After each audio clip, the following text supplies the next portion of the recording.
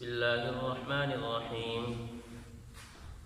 وأنزلنا إليك الكتاب بالحق مصدقا لما بين يديه من الكتاب ومهيمنا عليه فاحكم بينهم بما أنزل الله ولا تتبع أهواءهم عما جاءك من الحق لكل جعلنا منكم شرعة ومنهاجا ولو شاء الله لجعلكم أمة واحدة ولكن ليبلوكم فيما آتاكم فاستبقوا الخيرات إلى الله مرجعكم جميعا فينبئكم بما كنتم تعملون ترجمہ اور اے محمد صلی اللہ علیہ وسلم ہم نے تم پر بھی حق پر مشتمل کتاب نازل کی جو اپنے سے پہلی کتابوں کی تصدیق کرتی ہے اور ان کی نگہبان ہے، لہذا ان لوگوں کے درمیان اسی حکم کے مطابق فیصلہ کرو جو اللہ نے نازل کیا، اور جو حق بات تمہارے پاس آ گئی ہے اسے چھوڑ کر ان کی خواہشات کے پیچھے نہ چلو۔ تم میں سے ہر ایک کے لیے ہم نے ایک الگ شریعت اور طریقہ مقرر کیا ہے، اور اگر اللہ چاہتا تو تم سب کو ایک امت بنا دیتا، لیکن الگ شریعتیں اس لیے دی تاکہ جو کچھ اس نے تمہیں دیا ہے اس میں تمہیں آزمائے، لہذا نیکیوں میں ایک دوسرے سے آگے بڑھنے کی کوشش کرو۔ اللہ ہی کی طرف تم سب کو لوٹ کر جانا ہے، اس وقت وہ تمہیں باتیں بتائے گا جن میں تم اختلاف کیا کرتے تھے۔ ان آیات کی تشریح چل رہی تھی کہ 3 دور گزرے، ایک دور تورات کا، دوسرا دور انجیل کا، تیسرا دور قرآن مجید کا۔ تورات اور انجیل کے بارے میں بات ہو گئی تھی۔ قرآن مجید اللہ رب العزت نے آخر میں آپ علیہ السلام پر نازل فرمائی، اور بات یہ چل رہی تھی کہ اللہ رب العزت نے اسی قرآن مجید کے ذریعے تورات اور انجیل کی حفاظت کی، کہ حقیقی حفاظت کرنے والے تورات اور انجیل کی وہ قرآن مجید ہے۔ جس طرح تورات اور انجیل نازل ہوئی تھی، یہود و نصارہ نے جس طرح اس میں تبدیلی کی، رد و بدل کیا اور اپنے مطلب کے مقاصد کی باتیں نکالی، تورات کو تبدیل کر کے رکھ دیا، قرآن مجید نے ہی آ کر ان کے اس پردے کو چاک کیا تھا کہ انہوں نے یہاں تحریفات کی ہیں، یہ حکم اللہ نے تورات میں بھیجا تھا، یہ حکم اللہ نے انجیل میں بھیجا تھا، انہوں نے بدل دیا ہے۔ مثال کے طور پر قصاص کا حکم نازل ہوا تھا کہ قصاص اگر تم کسی کو قتل کرتے ہو تو اس کے بدلے میں قتل کیا جائے گا۔ یہاں پر امیر غریب کی بات نہیں تھی، کالے گورے کی بات نہیں تھی، لیکن انہوں نے بدل دیا کہ اگر امیر کسی کو مارتا ہے تو قصاص قتل نہیں کریں گے اس کو۔ اس طرح زنا کے بارے میں بات نازل ہوئی تھی کہ اگر کوئی شادی شدہ آپس میں زنا کرتے ہیں تو ان کو سنسار کیا جائے گا، اس حکم کو بدل دیا۔ یعنی قرآن مجید نے ہی تورات اور انجیل کی حفاظت کی ہے، اور اس احکامات کو اللہ رب العزت نے قرآن مجید میں نازل کر کے بتا دیا کہ یہ احکامات ہم نے تورات میں بھی بھیجے تھے، یہ احکامات ہم نے انجیل میں بھیجے تھے، انہوں نے رد و بدل کر کے ان حکم کو بدل دیا ہے۔ تو حقیقی تورات اور انجیل کی حفاظت کرنے والی کتاب وہ قرآن مجید ہے۔ آخر میں اللہ رب العزت نے فرمایا آپ علیہ السلام کو کہ اے پیغمبر، اگر آپ ان کے درمیان فیصلہ کریں تو فیصلے میں اس بات کو مد نظر رکھیں کہ جو حکم اللہ نے دیا اس کے مطابق فیصلہ کرنا ہے۔ یہ اشارہ دیا، ایک موقع پر آپ علیہ السلام کے پاس یہود کے کچھ علماء آئے اور کہنے لگے کہ ہمارا کچھ مسئلہ ہے آپ کی قوم کے ساتھ، تو اگر آپ ہمارے حق میں فیصلہ کر دیں گے تو ہم مسلمان ہو جائیں گے۔ تو اللہ نے فرمایا کہ ان کے اس مسلمانی کو کبھی بھی نہ دیکھنا کہ یہ مسلمان ہو یا نہ ہو، اس کو چھوڑیں، آپ نے انصاف کو مد نظر رکھنا ہے کہ انصاف کے مطابق فیصلہ کرنا ہے، جو حکم اللہ نے دیا اس کے مطابق فیصلہ کرنا ہے۔ اس کا اشارہ یہاں پر کیا کہ اگر آپ ان کے درمیان فیصلہ کرنے لگے تو انصاف کو مد نظر رکھیں،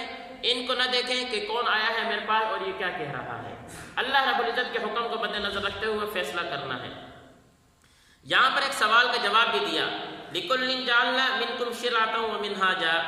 کہ اللہ رب العزت نے جتنی شریعتیں نازل فرمائی ہیں وہ ساری اللہ کی طرف سے بھیجی ہوئی، تورات ہے، انجیل ہے، قرآن مجید ہے، اس سے پہلے صحیفے سب اللہ نے نازل کی ہیں، جتنے انبیاء بھیجے سب اللہ نے بھیجے ہیں، پھر یہ شریعت کے اختلاف کیوں ہیں؟ قرآن مجید نے آ کر اس شریعت نے آ کر پچھلی شریعتوں کو منسوخ کیوں کیا؟ ایک ہی شریعت برقرار رکھتے ہیں جب ساری کی ساری اللہ کی طرف سے نازل کرنا ہے۔ پچھلے جتنے انبیاء آئے سب اللہ نے بھیجے، آپ علیہ السلام کو اللہ نے بھیجا، پچھلی جتنی کتابیں آئیں سب اللہ نے بھیجی، آخر میں قرآن مجید آیا اللہ نے بھیجا۔ یہ شریعتوں میں اختلاف کیوں ہے؟ قرآن مجید نے ہمیں 2 جواب دیے ہیں۔ ایک جواب یہ دیا کہ اللہ رب العزت اپنے بندوں کو آزمانا چاہتا ہے کہ کون سا بندہ میری بندگی کر رہا ہے، میری عبادت کر رہا ہے، اور کون اپنی خواہشات پر چل رہا ہے۔ کس طرح؟ جس طرح ہمارے ہاں بھی یہ بات کہی جاتی ہے کہ ہمارے باپ دادا، ہمارے بڑے اس دین پہ چلتے رہے، ہم بھی اسی دین پہ چلیں گے۔ مشرکین مکہ بھی یہ بات کہتے تھے کہ ہمارے باپ دادا اس دین پر آئے ہیں، اس محمد نے آ کر نئے دین گڑھ لیا ہے، ہم اس دین کو نہیں مانتے۔ تو اللہ رب العزت نے شریعتوں کو تبدیل کر کے، انبیاء کو تبدیل کر کے، قرآن مجید کو تبدیل، کتابوں کو تبدیل کر کے لوگوں کو آزمایا ہے کہ کون لوگ اللہ کی بندگی کرتا ہے، کون اپنے خواہشات پر چلتا ہے۔ اس کی مثال یہ سمجھیں گے، نماز پڑھنا عبادت کا کام ہے، ثواب کا کام ہے،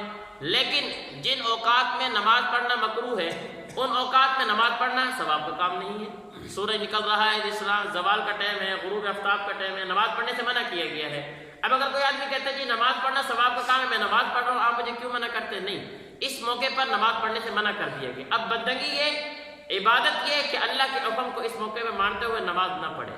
روزہ رکھنا ثواب کا کام ہے، لیکن عیدین کے دنوں میں روزہ رکھنے سے منع کیا گیا ہے۔ اب کوئی آدمی کہے جی میں روزہ رکھتا ہوں، روزہ رکھنا ثواب کا کام ہے، تو بھلا جس دن مرضی رکھ لو، نہیں، اب اس دن روزہ رکھنے سے منع کیا گیا، روزہ نہ رکھنا اس موقع پر ثواب ہے۔ اسی طرح یوم عرفہ پر جمع ہونا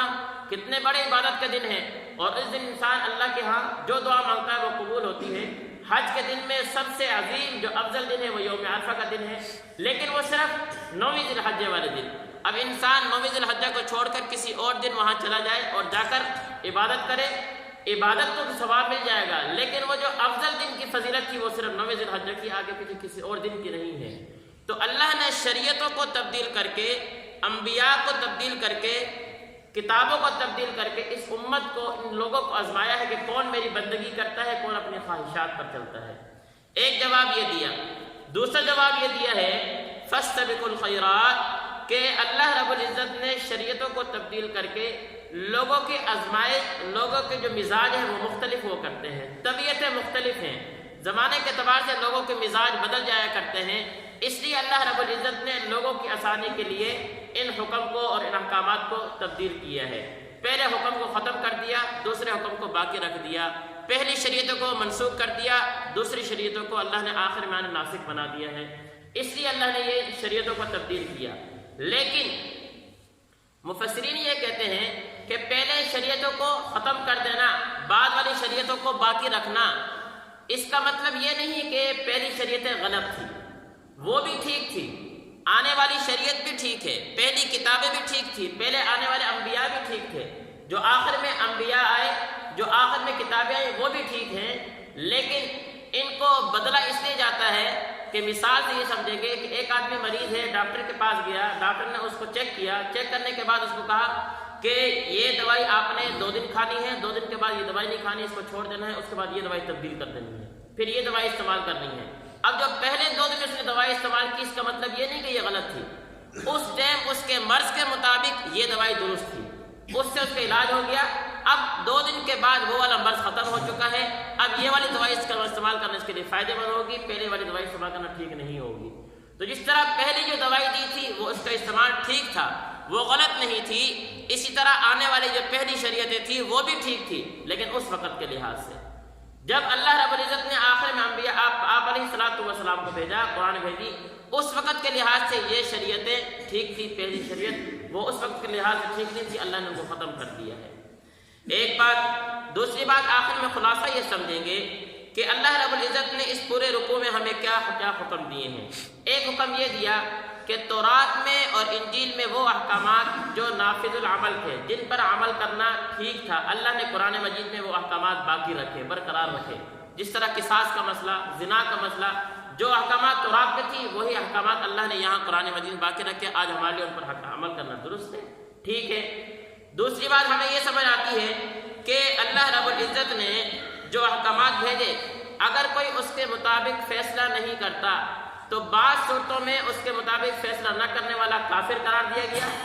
وہ اس صورت میں جس صورت میں وہ کہتا ہے کہ یہ فیصلہ ہی غلط ہے، اس کا اعتقاد یہ ہوتا ہے کہ فیصلہ غلط کیا ہے اللہ نے، نعوذ باللہ، تو اس میں یہ کافر بن جاتا ہے۔ اور بعض صورتوں میں ان صورتوں پر عمل نہ کرنے والا، اس فیصلے کے خلاف فیصلہ کرنے والا فاسق ہوتا ہے، کہ جب انسان یہ مانے کہ فیصلے تو ٹھیک ہے لیکن میں اس میں عمل نہیں کرتا، عمل نہ کرنے والا فاسق ہے۔ اور تیسرا جو ہمیں حکم یہاں سے سمجھ آ رہا ہے وہ یہ کہ اللہ رب العزت نے رشوت لینے سے منع کیا ہے، رشوت لینا حرام ہے، خصوصاً عدالتی معاملات میں، سرکاری معاملات میں رشوت لینے سے ہمیں خاص طور پر منع کیا گیا ہے، جو یہاں ہمیں ان آیات سے ہمیں سمجھ آ رہا ہے۔ اللہ تعالی ہمیں سمجھنے کی توفیق نصیب فرمائے۔ الحمد